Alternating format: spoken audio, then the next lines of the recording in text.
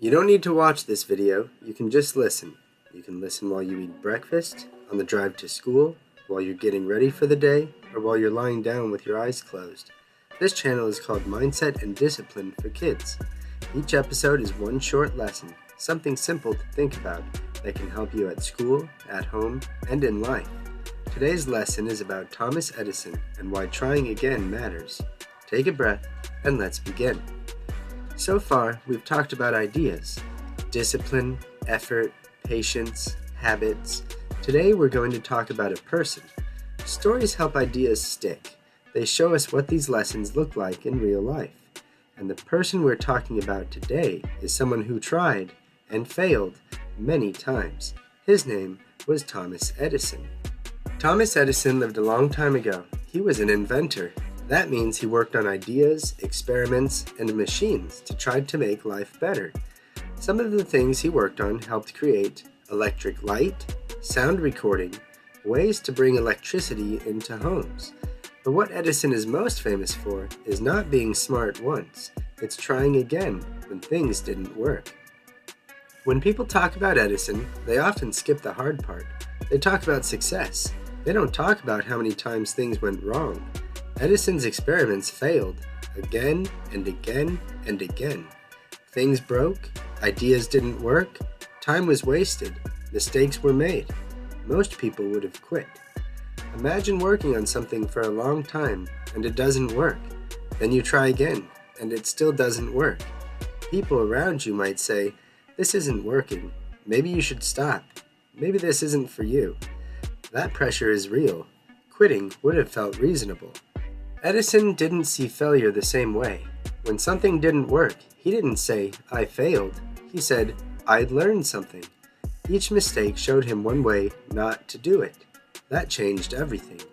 Trying again wasn't pointless. It was progress.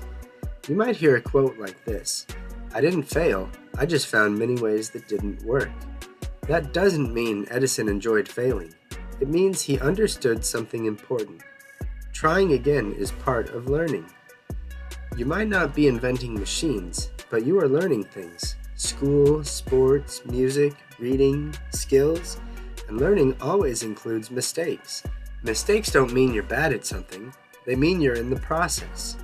Trying again is hard because it's uncomfortable, it takes patience, it feels slow, there's no guarantee. Your feelings might say, "I don't want to feel this again." Trying again means choosing effort even when feelings disagree. That's discipline. Trying again doesn't mean starting over completely, working all night, never taking breaks. Trying again might mean fixing one mistake, practicing one more time, asking for help, making one small change. Small tries count. Remember what we talked about with patience. Edison didn't rush, he stayed steady. He understood that good things take time, and mistakes are part of the process. Patience made trying again possible. When you don't quit, skills improve, confidence grows, frustration fades, things start to make sense. It doesn't happen instantly, but it happens. Edison trusted that process. Every time you try again, you send yourself a message. I can handle mistakes. I don't fall apart. I keep going. That message becomes confidence. Not loud confidence, quiet confidence.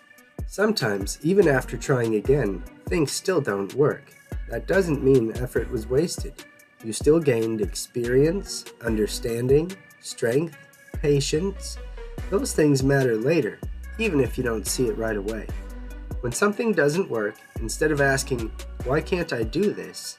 ask, "What can I try differently next?" That question keeps you moving forward. People who try again learn faster, quit less, recover from mistakes, trust themselves. Life feels more manageable, not because it's easy, but because they don't give up. Thomas Edison didn't succeed because he was perfect. He succeeded because he kept trying. Trying again matters. You don't need to remember everything from this lesson. Just remember one idea, the one that felt important to you. You don't have to be perfect. You just have to keep improving. You don't need to watch the next lesson. You can just listen. We'll talk again next time.